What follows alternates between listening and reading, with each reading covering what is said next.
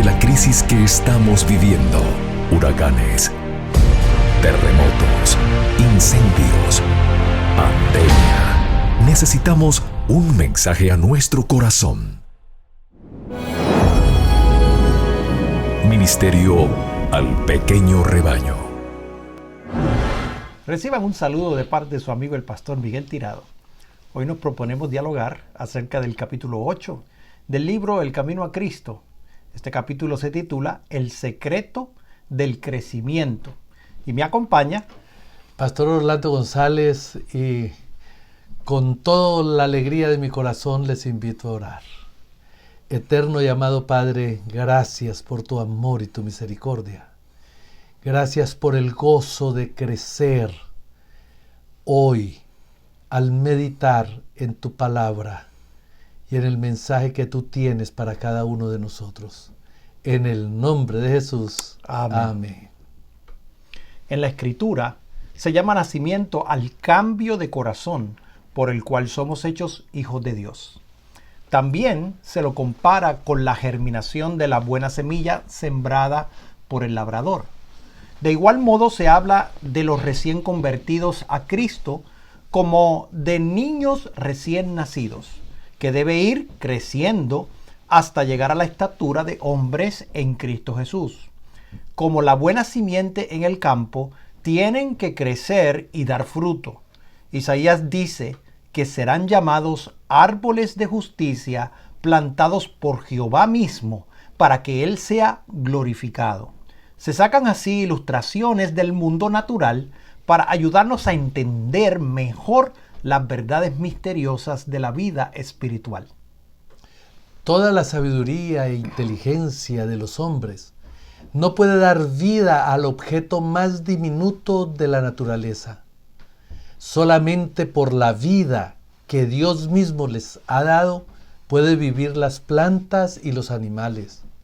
Asimismo, es sólo mediante la vida de Dios como se engendra la vida espiritual en el corazón de los hombres. Si el hombre no naciere de nuevo, no puede ser hecho participante de la vida que Cristo vino a dar. Lo que sucede con la vida sucede con el crecimiento.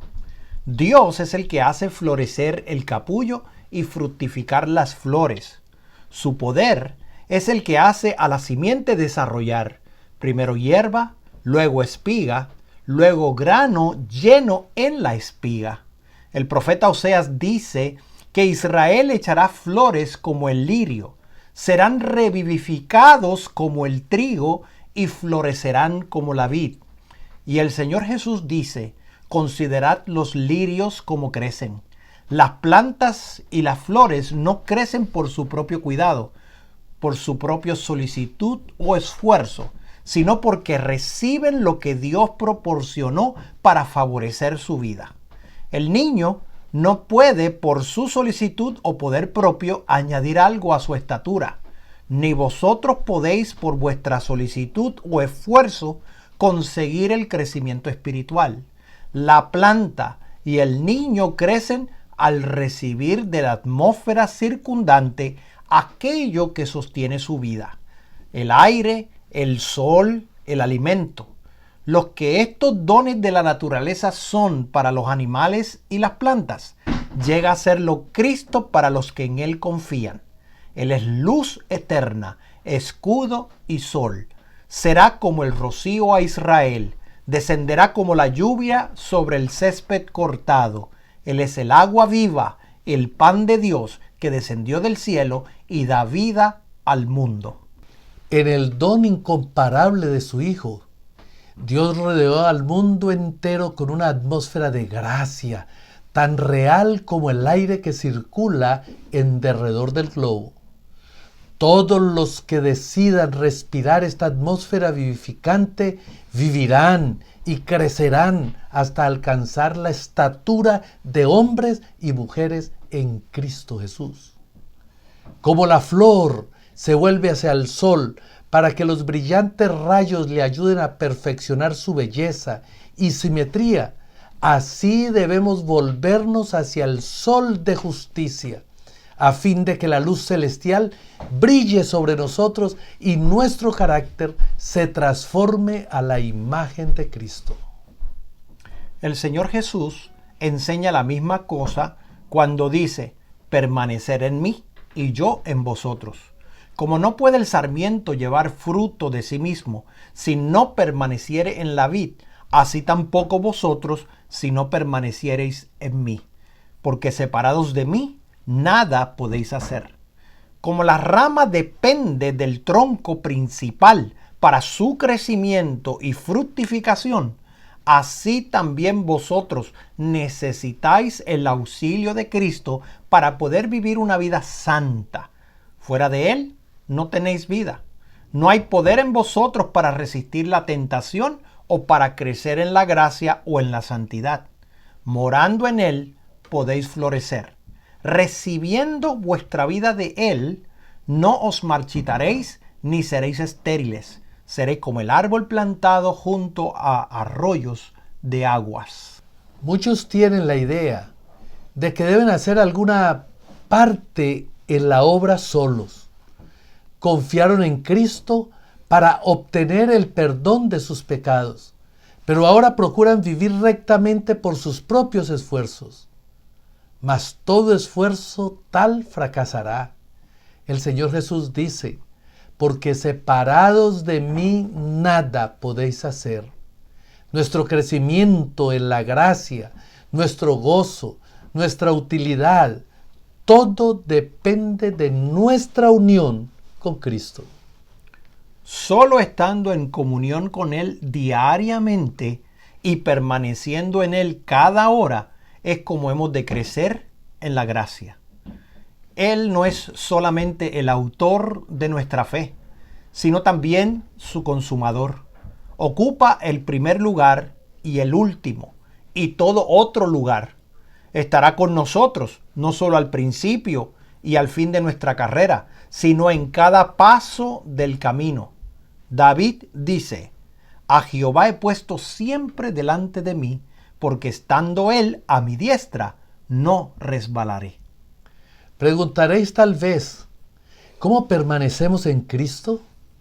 Pues del mismo modo en que le recibisteis al principio.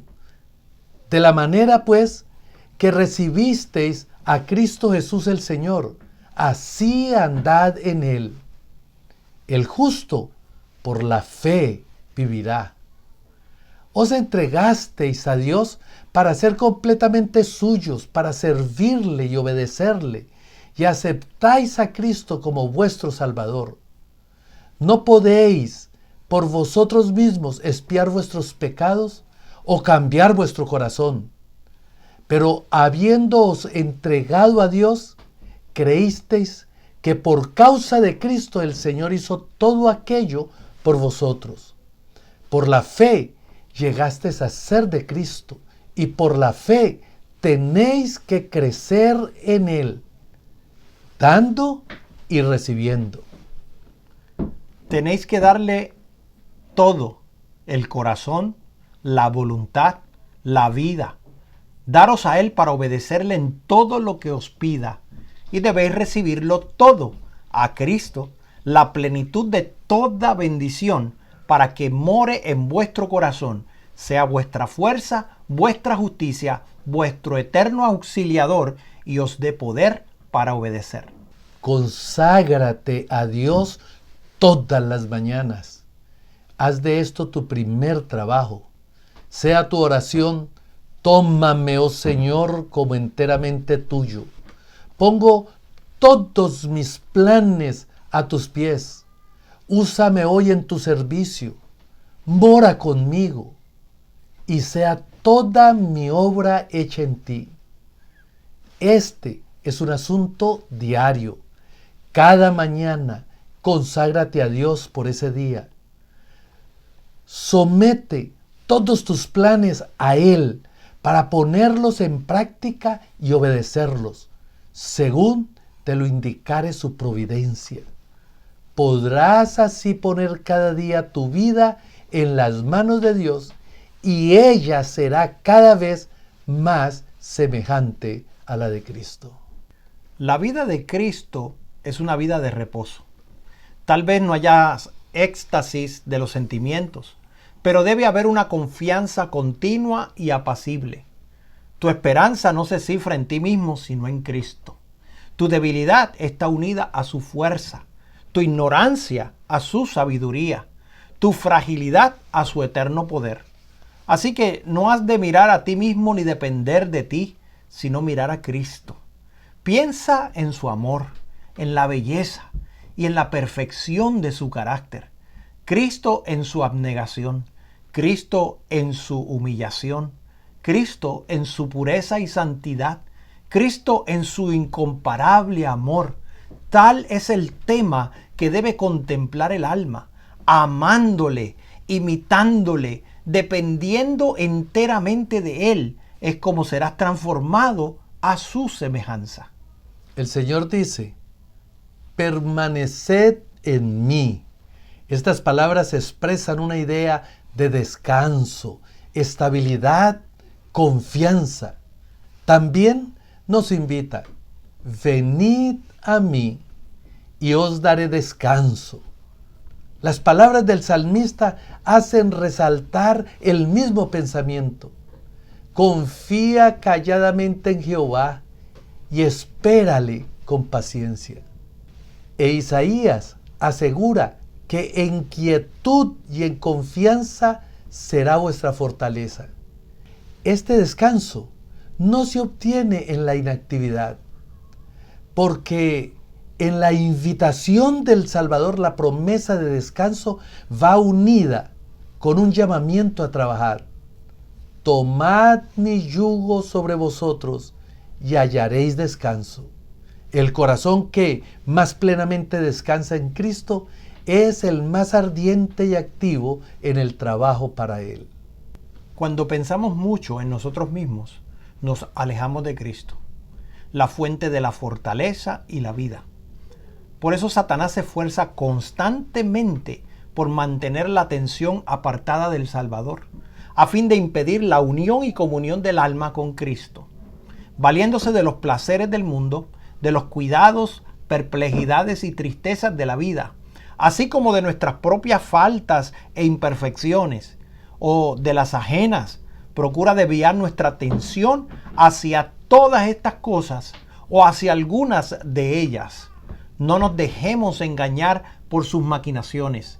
Con demasiada frecuencia logra que muchos realmente concienzudos y deseosos de vivir para Dios se detengan en sus propios defectos y debilidades. Separándolos así de Cristo, espera obtener la victoria. No debemos hacer de nuestro yo el centro de nuestros pensamientos, ni alimentar ansiedad ni temor acerca de si seremos salvos o no. Todo esto desvía el alma de la fuente de nuestra fortaleza. Encomendemos a Dios la custodia de nuestra alma y confiemos en Él. Hablemos del Señor Jesús y pensemos en Él. Piérdase en Él nuestra personalidad. Desterremos toda duda. Despidamos nuestros temores. Digamos como el apóstol Pablo, vivo, mas no ya yo, sino que Cristo vive en mí.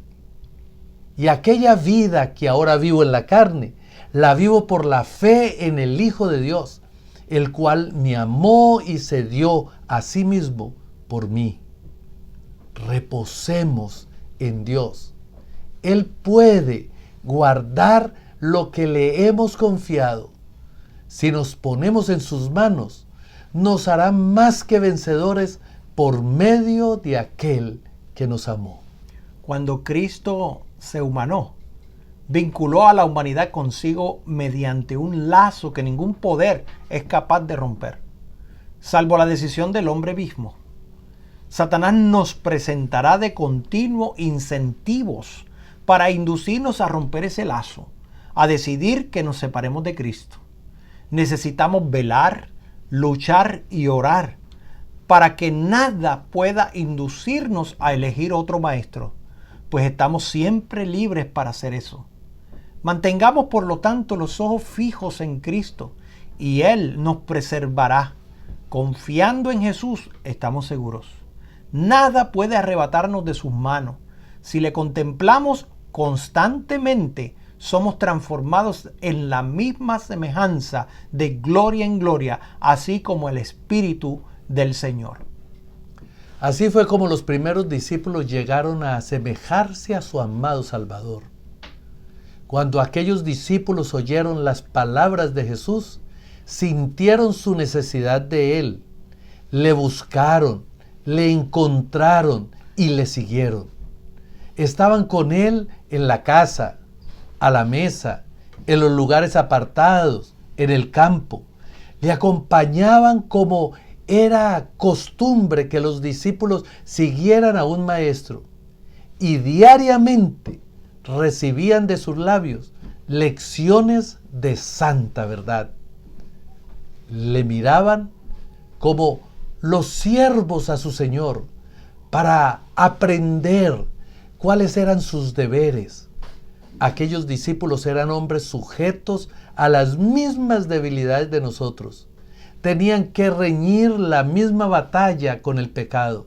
Necesitaban la misma gracia para poder vivir una vida santa. Aún Juan, el discípulo amado, el que más plenamente llegó a reflejar la imagen del Salvador, no poseía por naturaleza esa belleza de carácter. No solo hacía valer sus derechos y ambicionaba honores, sino que era impetuoso y se resentía bajo las injurias. Sin embargo, cuando se le manifestó el carácter divino de Cristo, vio su propia deficiencia y este conocimiento le humilló. La fortaleza y la paciencia, el poder y la ternura, la majestad y la mansedumbre que vio en la vida diaria del Hijo de Dios llenaron su alma de admiración y amor. De día en día, su corazón era atraído hacia Cristo, hasta que en su amor por su Maestro perdió de vista a su propio yo. Su genio, rencoroso y ambicioso, cedió al poder transformador de Cristo. La influencia regeneradora del Espíritu Santo renovó su corazón. El poder del amor de Cristo transformó su carácter. Tal es el seguro resultado de la unión con Jesús. Cuando Cristo mora en el corazón, la naturaleza entera se transforma. El Espíritu de Cristo y su amor enternece el corazón, subyugan el alma y elevan los pensamientos y deseos a Dios y al cielo. Cuando Cristo ascendió a los cielos, el sentido de su presencia permaneció con los que le seguían. Era una presencia personal, impregnada de amor y luz. Jesús, el Salvador, que había andado, conversado, orado con ellos, que había dirigido sus corazones palabras de esperanza y consuelo, había sido llevado de su lado al cielo mientras les comunicaba un mensaje de paz y los acentos de su voz. He aquí, yo estoy con vosotros todos los días, hasta el fin del mundo. Le llegaban todavía cuando una nube de ángeles lo recibió. Había ascendido en forma humana y ellos sabían que estaban delante del trono de Dios como amigo y salvador suyo, que sus simpatías no habían cambiado y que seguía identificado con la humanidad doliente. Estaba presentado delante de Dios los méritos de su sangre preciosa. Estaba mostrándole sus manos y sus pies traspasados para recordar el precio que había pagado por sus redimidos. Sabía que había ascendido al cielo para prepararles lugar y que volvería para llevarlos consigo. Al congregarse después de la ascensión, estaban ansiosos de presentar sus peticiones al Padre en el nombre de Jesús. Con solemne reverencia, se postraron en oración repitiendo la promesa: todo cuando pidiereis al Padre en mi nombre, Él os lo dará. Hasta ahora no habéis pedido nada en mi nombre. Pedid y recibiréis, para que vuestro gozo sea completo. Extendieron cada vez más alto la mano de la fe, presentando este poderoso argumento: Cristo Jesús, el que murió, más aún el que fue levantado de entre los muertos, el que está a la diestra de Dios, el que también intercede por nosotros. El día del Pentecostés les trajo la presencia del Consolador, de quien Cristo había dicho: estará con vosotros. Les había dicho además: os conviene que yo vaya, porque si no me fuere, el Consolador no vendrá a vosotros, mas si me fuere, os lo enviaré. Y desde aquel día, mediante el Espíritu, Cristo iba a morar continuamente en el corazón de sus hijos. Su unión con ellos sería más estrecha que cuando estaba personalmente con ellos. La luz, el amor y el poder de la presencia de Cristo resplandecía de tal manera por medio de aquellos que los hombres, al mirarlos, se maravillaban y al fin los reconocía que eran de los que habían estado con Jesús. Todo lo que Cristo fue para sus primeros discípulos, desea hacerlo para sus hijos hoy. Pues en su última oración, que elevó estando junto al pequeño grupo reunido en derredor suyo, dijo: no ruego solamente por estos, sino por aquellos también que han de creer en mí por medio de la palabra de ellos. Oró por nosotros y pidió que fuésemos uno con Él, como Él es uno con el Padre. ¡Cuán preciosa unión!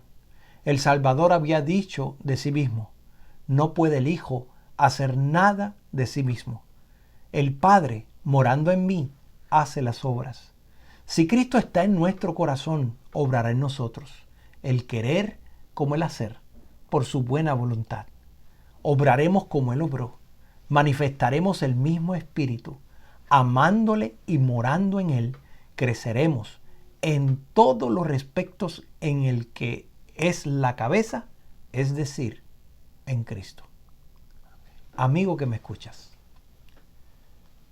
entregarnos a Cristo es la mejor decisión que puedas hacer en tu vida. Porque es cuando nos entregamos a Cristo que realmente recibimos verdadera paz. Es una paz que llena tu corazón de tal manera que no te la puedo describir. Él dijo: mi paz os dejo, mi paz os doy, pero no como el mundo la da. Y yo te quiero ofrecer esa paz. Yo te quiero decir que aceptes a Cristo hoy y que hagas de Él tu primer trabajo. Contemplándolo, cada vez seremos más semejantes a Él. Te invito a inclinar el rostro para orar. Amoroso Padre, Señor, al escuchar este mensaje, permite, oh Dios, que nuestro corazón sienta el deseo de estar contigo por siempre y que podamos recibir de ti esa savia, esa energía, ese gozo, esa alegría, para que cada día podamos testificarle al mundo que hemos estado contigo. Amén. En el nombre de Jesús. Amén. Amén. Te invitamos a compartir este programa con tus amigos. Y esto ha sido un mensaje al pequeño rebaño. Dios te bendiga. Bendiciones.